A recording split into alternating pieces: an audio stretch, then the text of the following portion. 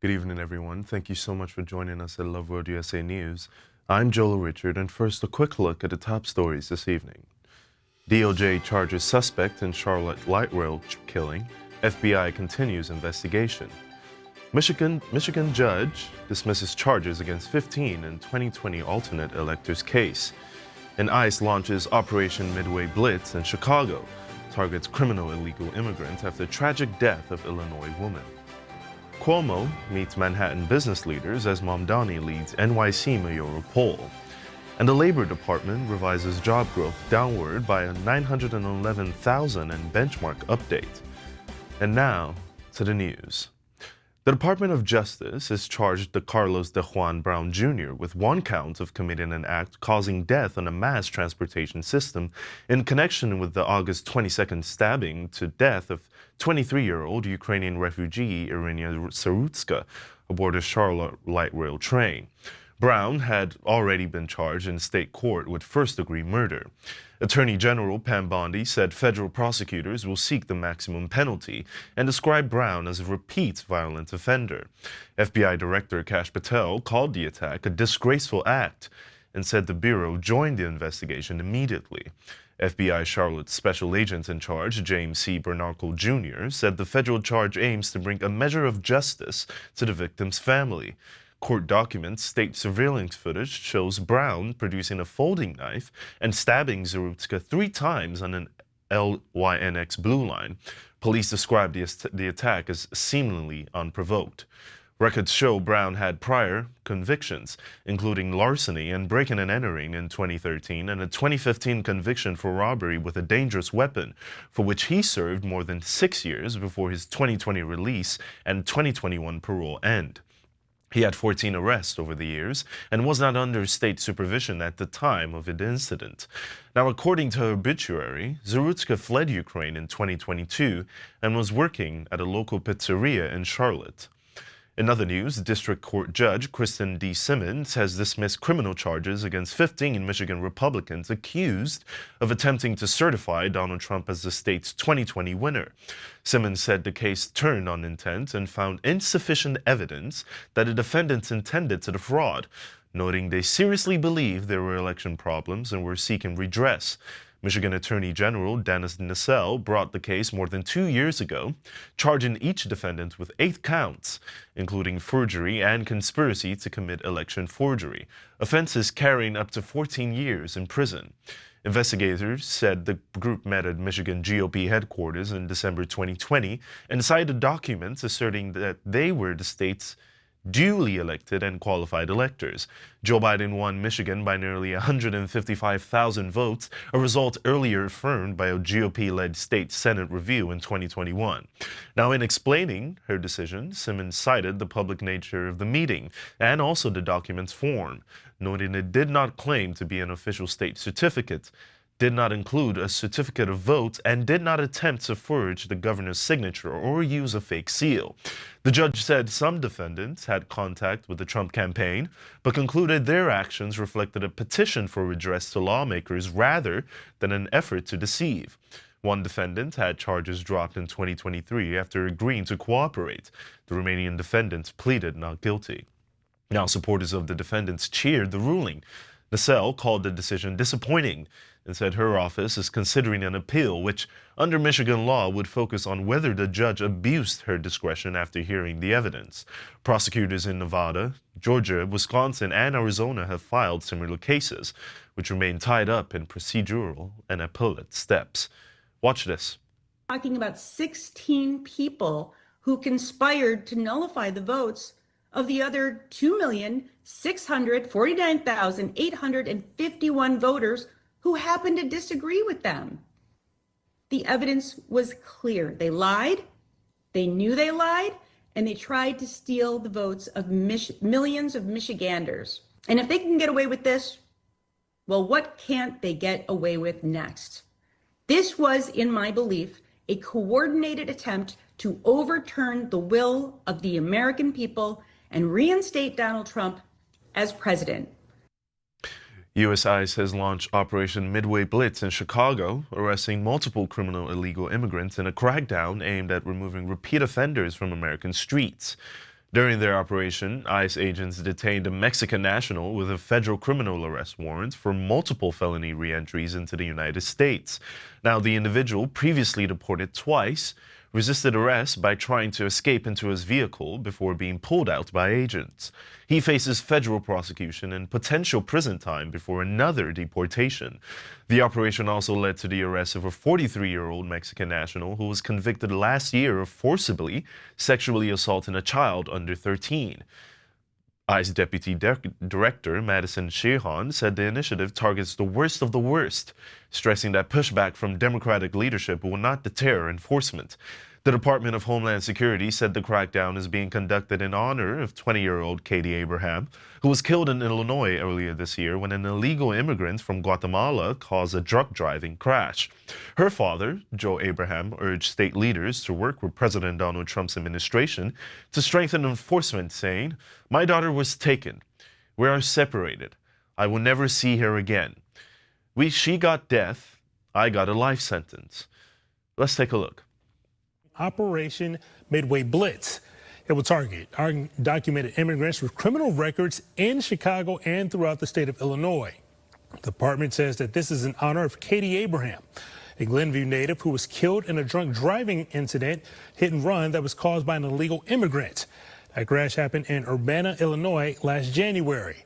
That announcement from DHS included a video from Katie's parents. Here's a guy that wasn't productive, wasn't a good citizen, and he barreled into a vehicle with 5 women into it. And his first instinct was to get out of the car and run. And then within a day and a half was almost at the Mexico border. So to me, these are not the productive folks we want to bring in the country. You want to build a country on migrants, probably not the guy you want to stand behind to build a country. Former NYC Governor Andrew Cuomo met with at least 80 business leaders at the pool in the Seagram building, urging consolidation of support against Democratic nominee Zohran Mamdani with less than 2 months until Election Day. A New York Times and Siena College poll conducted September 2nd to the 6th shows Mamdani at 46% and Andrew Cuomo at 24% in the current field. The hypothetical head-to-head narrows to 48% for Mamdani and 44% for Cuomo. Cuomo told attendees he sees a pathway to victory and suggested Mayor Eric Adams could exit the race, though Adams and Republican nominee Curtis Sliwa have both said they will stay through November.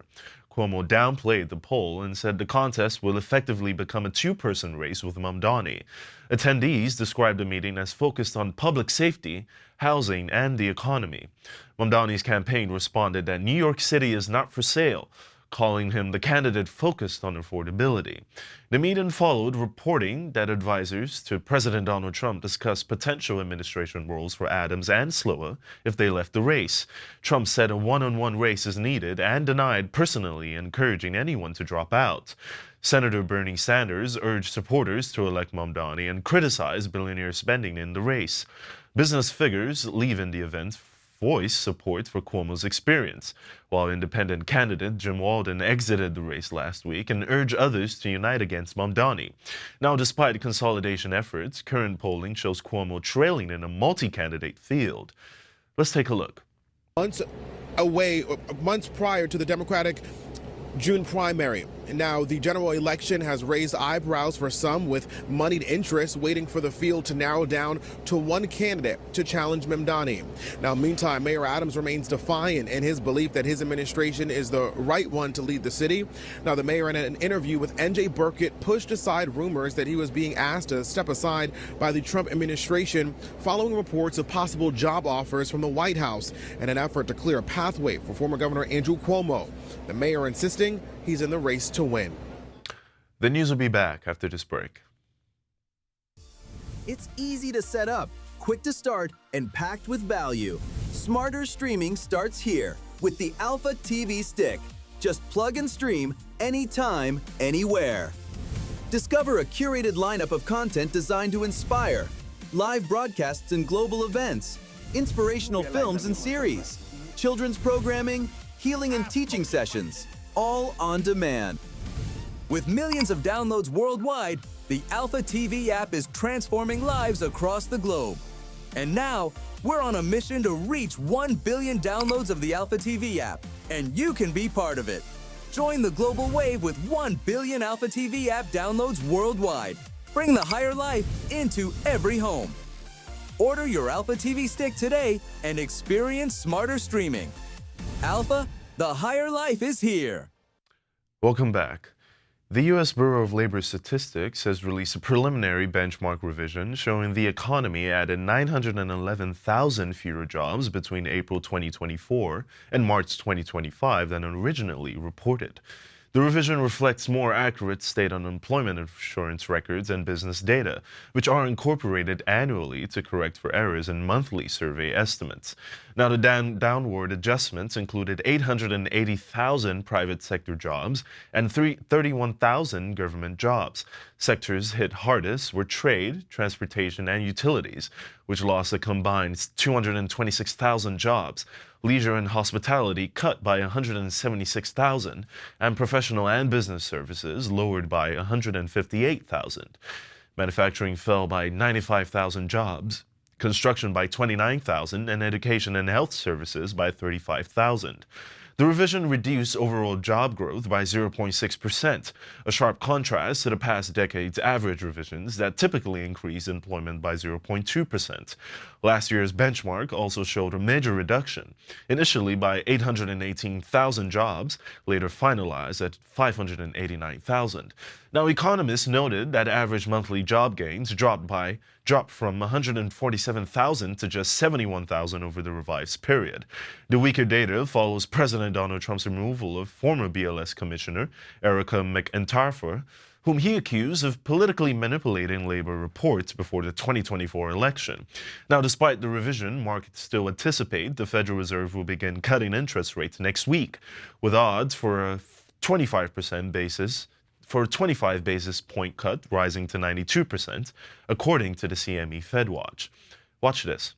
Bureau of Labor Statistics said the count for payroll jobs is likely to be 911,000 jobs lower than previously thought after revisions are made. The agency has been under fire from President Donald Trump for downward job revisions. They gave notice of the lower total number in the form of a preliminary benchmark revision to the payroll jobs estimate, part of a routine update process. The final revised number will be made public in February 2026. The announcement adds to evidence that the labor market is weaker than recent official numbers have indicated. It applies to job growth from March 2024 to March 2025, meaning the revisions only cover the first 2 months of Trump's second term. The agency said the private sector employment was lower than estimated by 880,000 in March, or 0.7% of the total. Labor Secretary Larry Chavez DeRemer, whose agency includes the BLS, blasted the BLS following the report, saying that it gives the American people even more reason to doubt the integrity of data being published by BLS. Recent years have seen unusually large revisions because of several factors that have made it more difficult to get accurate. In other news, more than 30 conservative organizations are pushing back against reports that the Trump administration is considering a new tax on patents. The coalition, including Americans for Tax Reform, Conservatives for Property Rights, and the National Taxpayers Union, sent a letter to Commerce Secretary Howard Lutnick warning the plan would damage U.S. innovation and private property rights. Now, according to the Wall Street Journal, the proposal would charge patent holders 1% to 5% of their patent's value to raise revenue for the federal budget. Now, critics argue the plan would undermine President Donald Trump's One Big Beautiful Bill Act, which cut taxes earlier this year. The letter calls the move counterproductive in the extreme and a tax on American innovation that could discourage research and investment. The groups outlined 5 main objections. It would erode the benefits of Trump's tax cuts, drive capital out of the United States, weaken America's global leadership, act like a wealth tax by assigning arbitrary value to patents, and potentially exceed executive authority since only Congress can impose taxes. Now, they warned the plan would harm U.S. competitiveness in critical sectors such as semiconductors, medicine, artificial intelligence, and national security. Conservative leaders urged Lutnick to abandon the idea, emphasizing that patents protect inventors' property rights and incentivize economic growth. They argued the administration should instead allowed Trump's tax reforms. In other news, South Korea plans to send a chartered plane to Atlanta on Wednesday to retrieve nationals detained in last week's federal immigration raid at Hyundai LG Energy Solution battery plant construction sites in Loveworld, Georgia. U.S. officials said 475 workers were detained, including about 300 South Koreans, as part of a months-long investigation into unlawful employment. Japan said 3 of its citizens were detained, and advocacy groups reported detainees from Guatemala, Colombia, Chile, Mexico, Ecuador, and Venezuela. President Lee Jae-myung expressed a profound sense of responsibility and directed close consultations with the U.S. authorities. South Korea's foreign ministry said it is working to enable voluntary departures as soon as possible and is discussing long-standing visa difficulties faced by Korean business personnel.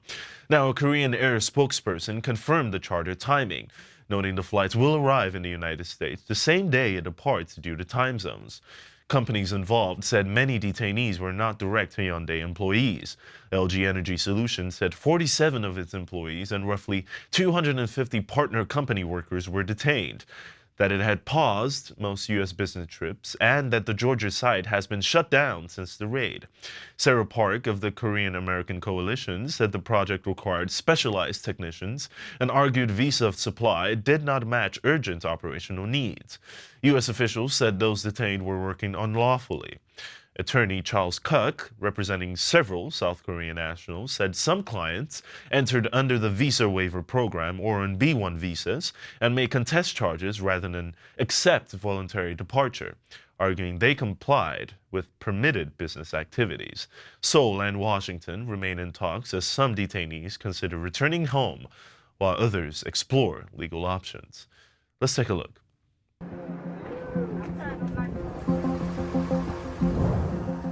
South Korean officials have announced that hundreds of workers detained during a sweeping U.S. immigration raid in Georgia last week will soon be returned home on a chartered flight, following days of high-level negotiations. The announcement was made Sunday by South Korean Presidential Chief of Staff Kang Hoon-sik, who said the government had moved swiftly to secure the release of its citizens. According to Kang, negotiations involving multiple ministries, business agencies, and private companies have concluded successfully. However, he noted that some administrative procedures remain before the detained workers can be flown back. Once those steps are complete, a chartered plane will be dispatched to bring the workers back to South Korea.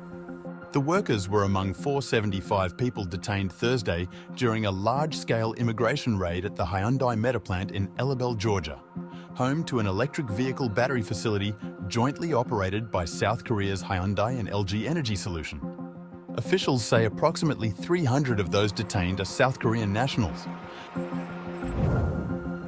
The South Korean government responded with urgency, coordinating closely with the Korean Embassy in Washington, D.C. and the Consulate General in Atlanta. Government representatives have been working around the clock to ensure the safety and prompt return of their citizens.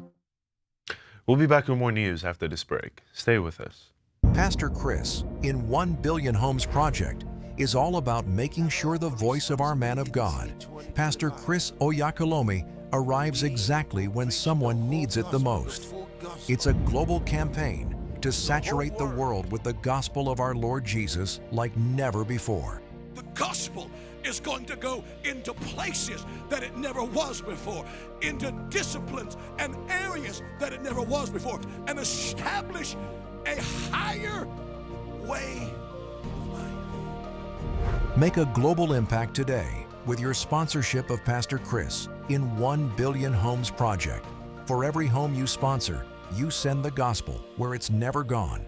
You become the reason someone receives life, a second chance, and finds Jesus.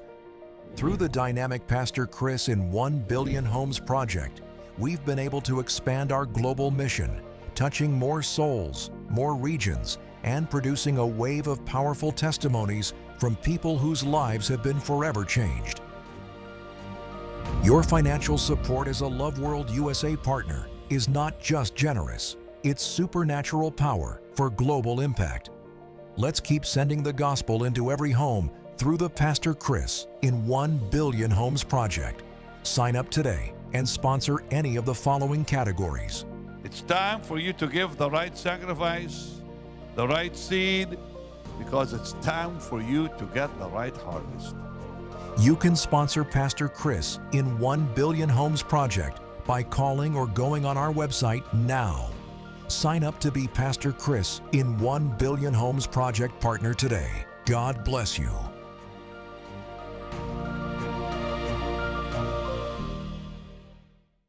And now the international front. Israel's military has confirmed it carried out a precision airstrike in Doha targeting senior Hamas leadership, holding them directly responsible for the October 7th massacre and continued attacks against Israeli civilians. Prime Minister Benjamin Netanyahu's office stated the operation was wholly independent, while Israel assuming full responsibility and stressing steps were taken to minimize civilian casualties. Qatar confirmed explosions in its capital were the result of the strike on Hamas's residential headquarters. Its foreign ministry denounced the action as a cowardly attack and a violation of its sovereignty, warning of consequences for regional stability. The U.S. Embassy in Doha issued a shelter-in-place order clarifying American forces did not participate. Al Udeid Air Base, the largest U.S. installation in the region, remains on high alert. Hamas leadership has long operated from Qatar, using Doha as a hub for negotiations over ceasefires and hostage exchanges. The Israel Defense Forces did not disclose casualties from the operation, but emphasized it deployed precision munitions and intelligence to limit collateral damage. The strike sparked immediate international condemnation.